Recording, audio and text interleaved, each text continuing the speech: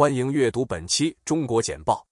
今天是2023年3月23日，在这里，我们从全球媒体资源和独家专家分析中为您带来有关中国政治、经济和社会的最新消息。如果您觉得我们的内容有帮助，请订阅我们的时事通讯。以下是今天的独家见解。独家分析：浙江是小省，却出了蒋介石。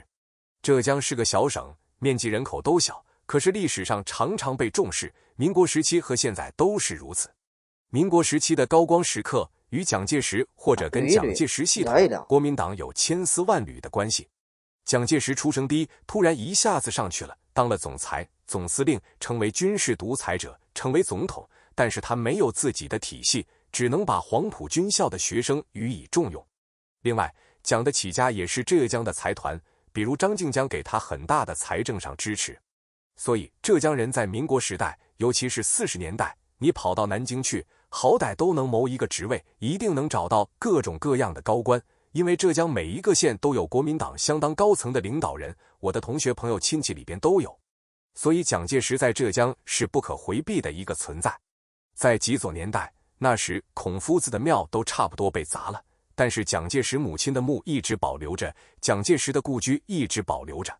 不过虽然这些东西保留了，浙江毕竟是国民党有深厚影响的一个地方，比较特殊的一个地方。在毛时代，浙江这个地方也是一个经济极不发达的地区，也没有值得一提当高官的人，也没有什么重大的经济项目。所谓东南前线要准备打仗的，所以不投资，所以在那个年代就比较的边缘化。浙江人，浙江经济系列之一。本文作者野风，浙江研究学者。彭博社。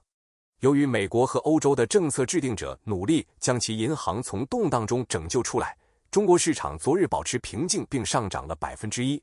中国债券市场平稳，美元对主要货币下跌，人民币上涨。然而，中国金融体系仍然存在根本问题，与房地产行业相关的债券看起来疲软，银行继续推迟承担损失。尽管中国市场存在自身问题，但其韧性增强了持有中国股票的理由。欧盟领导人准备采取措施与美国和中国竞争。路透社。欧盟领导人将支持重新设计单一市场，简化法规和其他措施，以确保欧盟能够在绿色和数字技术方面与美国和中国竞争。高能源价格和拜登总统的通货膨胀减少法案提供了通常只适用于北美产品的3690亿美元绿色补贴，引发了人们对欧洲工业外流的担忧。在创建内部市场30年后，欧洲相对于美洲和中国的竞争劣势已成为一个重大问题。该市场在商品方面基本上是无缝的，但在服务方面存在不足。预计欧盟领导人将表示，单一市场对未来的经济增长至关重要。结论草案呼吁在提高2030年后欧盟竞争力的领域取得进展，包括简化监管和减少官僚负担，以及加快绿色或数字项目的许可程序。还将建立一个资本市场联盟，以增加对研究和创新的支出，并采取措施增加数字参与，以放宽私人投资的准入。一个潜在的分歧问题是，国家援助规则应该放宽到什么程度，以允许公共资金投资于清洁技术。尽管领导人不会在本次峰会期间讨论这个话题。为什么中国的债券交易员无法获得他们需要的数据？日经亚洲。上周，当4大首选报价平台中的3家停止工作时，中国债券交易员蒙在鼓里。Kubi Wind Dealing Matrix 代表银行间债券市场的大部分全部暂停服务，只有中央银行下属的中国外汇交易中心运营的 Ideal 继续提供债券价格。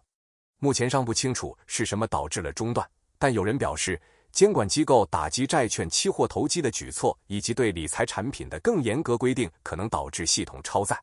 这不是中国债券市场第一次出现技术性困难。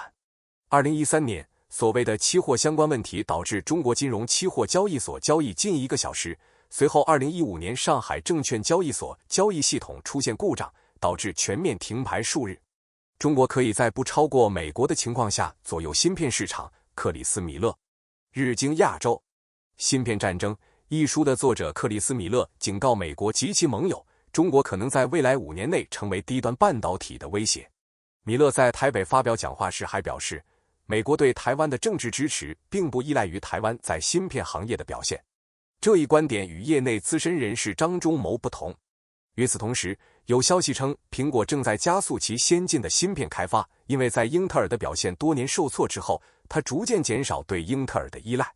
这家位于库比蒂诺的公司正在开发一系列名为 Apple 神经引擎的新芯片来处理与 AI 相关的任务，同时它未来也可能在内部制造半导体。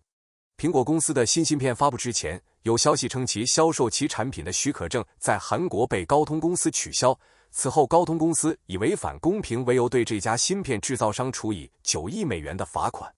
太阳能，欧洲试图摆脱中国的阴影。金融时报，随着欧洲摆脱化石燃料以实现雄心勃勃的碳排放目标，欧盟希望增加对太阳能的使用。太阳能是目前该地区最大的可再生能源，但对中国的严重依赖引发了人们对能源安全的担忧。供应和道德问题，欧盟委员会提出了净零工业法，以促进国内制造战略技术，包括太阳能和其他可再生能源基础设施。它的目标是至少 40% 的所需产能在国内供应。非洲大陆目前的产能还不到这一水平的一半。政策制定者正在推动国内产业的复兴，以减少对中国的依赖，并减少与被指控侵犯人权的国家进行交易会损害声誉的担忧。2021年，欧盟超过3%的太阳能电池板进口来自中国。中国自2011年以来已投资超过500亿美元用于新的太阳能电池板制造。然而，一些欧盟官员主张新的汉密尔顿时刻和更大的国家干预重振欧洲工业的市场。但据 Lightsource BP 称，已经有警告称，改善本地生产可能会增加成本，从而影响吸收，使该行业倒退20年。中国驻澳大利亚大使称战争威胁不现实。彭博社9月30日，中国驻澳大利亚大使在悉尼先驱晨报和时代报发表评论文章。他驳斥了对两国之间可能发生战争的担忧，认为这是不现实的。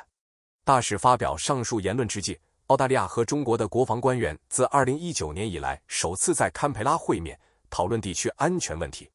这次会议是在澳大利亚宣布购买核潜艇作为 AUKUS 协议的一部分之后举行的，这导致了澳大利亚和中国之间的紧张关系。尽管中国坚决反对新的潜艇计划，但其参加对话而不升级局势的决定表明，最近两国外交关系的升温仍在继续。在时任总理斯科特·莫里森呼吁对 COVID-19 进行国际调查后，中国在2020年对澳大利亚出口实施的贸易制裁已经放松，几位高级政府官员之间举行了会谈。预计贸易部长 Don Farrell 将于下个月前往北京，讨论进一步放宽对澳大利亚出口的限制，包括龙虾和葡萄酒。中国鹰派哀叹中国对美国的威胁。彭博社，美国风险投资家亿万富翁彼得·泰尔似乎将社交媒体应用程序 TikTok 与无家可归者进行了比较。据报道，该活动强调了西方技术优势对中国的重要性。PayPal 的联合创始人在 Hill 与 Valley 论坛的一次会议上对来宾表示，批评硅谷的注意力从硬技术转移，我们无法解决城市中的无家可归问题，这有点令人尴尬，我们应该很久以前就解决了。据报道，蒂尔将中国公司字节跳动旗下的 TikTok 与无家可归者进行了对比。他说，与此同时，也存在像无家可归问题这样的风险 for become 一个无所事事的通用借口。该事件发生在美国国会举行听证会的前一天， TikTok 首席执行官周受资在听证会上被问及数据保护问题。加拿大立法者在指控中退出特鲁多的政党。美联社，加拿大国会议员董涵鹏周三宣布从总理贾斯汀·特鲁多的自由党辞职。此前，全球新闻报道对董与中国的联系表示担忧。报道援引匿名安全消息来源称，董涵鹏向中国驻多伦多总领事建议，如果北京释放2名被指控从事间谍活动的加拿大人，反对党保守党将受益。董自2019年以来一直代表多伦多的一个议会选区，他否认了这些报道。他表示，他将辞去自由党职务，成为一名独立立法者，以避免给该党带来更多问题。上个月，《环球邮报》援引未具名情报官员的话说，强调中国倾向于让自由党在2021年大选中连任。这一揭露导致要求对反对党所谓的中国干涉进行全面公开调查的要求很高。作为回应，特鲁多任命了一名特别调查员来调查中国干预加拿大最近2次选举的指控。一个公务员小组最近发布了一份报告，得出结论认为外国试图干涉加拿大的选举。尽管如此，仍未发现任何证据表明它影响了结果。加拿大前外交官迈克尔·科弗里格 （Michael Kovrig） 和企业家迈克尔·斯帕沃尔 （Michael Spavor） 于2018年被中国逮捕，这被视为试图向加拿大施压，要求其释放中国科技巨头华为技术有限公司的首席财务官孟晚舟。他在温哥华被捕并被引渡到美国。本月早些时候，万州与美国当局达成了暂缓起诉协议，结束了他的案件，尽管他的引渡请求尚未被驳回。TikTok 如何成为美中国家安全问题？彭博社 TikTok 由中国公司 ByteDance Ltd 所有，最近被指控为其母国提供广泛的基于社交媒体的间谍活动。TikTok 已成为美国国家安全关注的焦点。据研究人员 Insider Intelligence 称，这部分归因于该应用程序的算法，该算法被认为是根据观看视频、内容交互和浏览位置所花费的时间来最有效地了解一个人的兴趣。再加上美国成年用户每天花在 TikTok 上的时间比花在 Facebook 或 Instagram 上的时间还多，地缘政治影响已经超越了手机屏幕。美国国家安全官员的担忧并非不可信，因为中国可能会使用 TikTok 的数据来追踪联邦雇员的位置或进行企业间谍活动。该应用对美国舆论的潜在威胁也相当大，因为 TikTok 的影响力呈现出打压或推广特定视频以战略性改变舆论的可能性。去年12月，司法部调查了该公司使用属于撰写有关 TikTok 的批评性报道的美国记者的 IP 地址的情况。为了帮助缓解此类担忧， TikTok 已与 Oracle 合作存储用户数据并审核平台的算法。尽管有这种保证，但已经对该应用程序采取了重大行动。在导致20名印度士兵死亡的边界争端之后，印度以及美国、加拿大、比利时和台湾在2020年禁止使用 TikTok。尽管全球财富下降，中国仍保持着亿万富翁之乡的地位。日经亚洲根据最新发布的 JDYD 190胡润全球富豪榜2023，中国仍然拥有全球最多的亿万富翁，但由于乌克兰危机和全球股市动荡，全球富豪去年损失了 10% 的财富。全球亿万富翁的数量也减少了269人，降至3112人，其中中国最富有的人占了减少的大部分。从住房到人口的5个问题可能标志着习近平的实况调查活动。南华早报，中国国家主席习近平发起了一场实地运动，以确定威胁国家发展的障碍和风险，特别是针对经济问题。面对不断上升的内部和外部挑战，政府渴望提高整体增长率并维持社会稳定。然而，分析人士建议习主席效仿旧党的做法，利用该计划加强控制并联系群众，指导处级以上领导干部围绕内需、科技自立、支持民营外资、乡村振兴、共同富裕等课题开展研究，破解我国发展面临的障碍和风险。目前尚不清楚当局将在多大程度上解决问题。根据该报告，长期存在的经济问题预计将在这一发展动力中占据突出地位，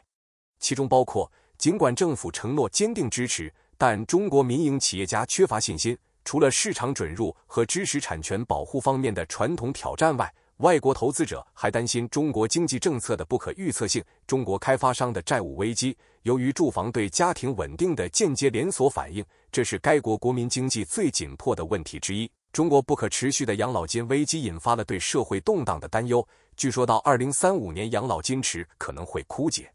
TikTok 创作者和一些美国民主党议员反对禁止该应用程序。路透社 TikTok 的创建者和美国民主党立法者表示，他们反对对该应用程序的任何潜在禁令，尽管它在中国拥有所有权，这可能会导致数据被传递给中国政府。该党和创作者的代表转而要求制定基础广泛的隐私立法，以解决所有大型社交媒体公司的问题，并指责国会中的一些人进行仇外政治迫害。立法者指责 TikTok 是一个需要解决的安全威胁，尽管他们已经认识到它不是唯一的监视威胁。TikTok 首席执行官周受子将在国会作证，呼吁可能实施禁令。拜登政府已要求 TikTok 的中国所有者剥离其股份，否则该应用程序将面临可能的禁令。美国担心厌战的世界可能会接受中国的乌克兰和平提议。彭博社据报道，美国官员担心中国的乌克兰提议在外交上比美国更具影响力。据匿名消息人士透露，美国官员曾公开怀疑停火的想法是否会奏效，私下里也一直持怀疑态度。习近平访问莫斯科的重点是一项被美国视为无法接受的乌克兰和平提议，美国的反对引发了对美国对俄罗斯和中国的态度的质疑。中国正在为其在全球范围内更广泛的外交努力寻找一个愿意接受的听众。Melanie Sisson 说，中国越看不到与美国合作的机会，他们就越有可能寻求其他途径和选择。特斯拉在中国发起价格战，可能会摧毁一些汽车制造商。彭博社，特斯拉在中国零售汽车市场引发了一场价格战，这势必导致一些竞争对手倒闭。这始于去年10月，当时这家电动汽车生产商对其上海工厂生产的车型进行了降价。今年1月，该公司又推出了另一项折扣，这使得其在当地生产的汽车的价格几乎是欧洲和美国的一半。小鹏、NIO、大众和梅赛德斯、奔驰等竞争对手被迫以高达7万元人民币1万美元的折扣作为回应。至少有30家汽车制造商，包括地方当局，已经降低了价格以跟上步伐，他们承担了大部分成本。分析人士认为，如果没有足够的外部资金，一些公司可能会面临生存挑战，而其他人则认为这可以使市场合理化。随着价格战愈演愈烈，中国汽车工业协会呼吁结束价格战，恢复正常经营。尽管经济困难，包括电动汽车和插电式混合动力汽车在内的新能源汽车的零售量在2021年几乎翻了一番，达到567万辆。彭博新能源财经预测，今年中国的电动汽车销量可能达到810万辆，而中国为320万辆，欧洲和美国有190万。美国公司对在中国做生意更悲观。英国广播公司，中国美国商会会长迈克尔·哈特表示，美国企业对与中国的贸易越来越悲观。哈特在《世界商业报告》中写道，美中竞争使在中国开展业务非常具有挑战性。他的陈述所依据的中国美国商会调查显示，66%的受访者认为双边关系的不确定性是他们在中国面临的最大挑战。49%的受访者表示，中国对外国公司的欢迎程度有所降低。华盛顿和北京之间持续且不断加剧的紧张关系，使美国公司更难在中国市场取得成功，导致许多公司采取中国加1的方式来保护他们的供应链。中国重新开放如何影响能源价格？彭博社 Wood Mackenzie 表示，随着中国在零疫情3年后重新开放，大宗商品市场可能会重新点燃。该研究公司发现，中国经济增长 5.5% 可能会推高金属、煤炭和石油的价格。然而，更乐观的情况是，中国政府刺激经济增长达到 7%， 可能会带来更显著的收益。由于中国利用其反弹，能源价格将尤其受益。看涨案例的核心是，广泛的基础设施投资将在2023年将中国的建筑业增长率从基本案例的 3.2% 提高到 10.7%。恒大的电动汽车部门可能会在没有新资金的情况下关闭。彭博社，中国汽车制造商恒大新能源汽车集团表示，如果未能获得进一步融资，可能不得不停止生产，因为它最近才交付了一款旗舰车型。该公司的目标是在3到5年内超越特斯拉，成为全球最大的电动汽车制造商。尽管如此，母公司房地产开发商中国恒大集团仍深陷债务泥潭。恒大新能源已经不得不裁员和削减成本以继续运营。该公司股票自2020年4月起停牌，并表示将继续停牌直至另行通知。TikTok 的周受资是谁？英国广播公司。TikTok 首席执行官周受资将于9月22日在美国众议院能源和商务委员会就其数据安全和隐私做法以及涉嫌与北京的关系作证。周受资是一名新加坡公民，今年3月被任命为首席财务官。此前有消息称他会说普通话。此前曾在中国电话公司小米担任首席财务官，负责该公司的公开上市。拥有 TikTok 的字节跳动强调其作为独立于母公司的独立公司的自主权，并坚称周受资不是中国出生的。纽约时报对这位高管的介绍表明，他在决策制定中的作用有限。在美国立法者呼吁可能禁止该平台之后， TikTok 在美国的未来仍然不确定，而中国政府警告不要强制剥离或出售该公司在美国的资产。林赛·罗韩 Lindsay Lohan 和其他名人就加密案件与 SEC 达成和解。独立的，包括女演员林赛·罗韩 Lindsay Lohan 和说唱歌手阿肯 Akon 在内的名人已同意支付超过40万美元的非法所得、利息和罚金，以了结美国证券交易委员会 SEC 声称他们促进加密货币投资的指控，但并未透露他们因此获得报酬。说唱歌手 Soulja Boy 和流行歌手 Austin Mahone 没有与 SEC 达成和解。据称，从2017年8月起，这些名人被支付报酬，以支持中国国民和格林纳达在世界贸易组织的代表孙宇晨提供的 Tronix 和 BitTorrent 加密证券。尽管美国证券交易委员会声称支付了款项，但这些名人没有透露他们收到报酬以推广加密货币，误导公众相信他们提供了公正的意见。去年，金卡戴珊 Kim Kardashian 同意支付100万美元的罚款，以了结联邦指控，称他在自己的帖子中背书了 Ethereum Max 代币，但没有透露他已收到报酬。通过中国简报，您可以了解全球与中国相关的最新消息、分析和政策简报。我们的团队汇总、综合和总结来自各种来源的最重要的信息，包括媒体、智库、政府机构和行业专家。我们的使命是根据您感兴趣的领域，提供易于访问且具有重要价值的信息。我们了解与中国相关的最新发展的重要性，并致力于让我们的读者能够理解这些信息。访问我们的网站，加入我们的对话，并随时了解与中国相关的最新消息和发展。http://6.world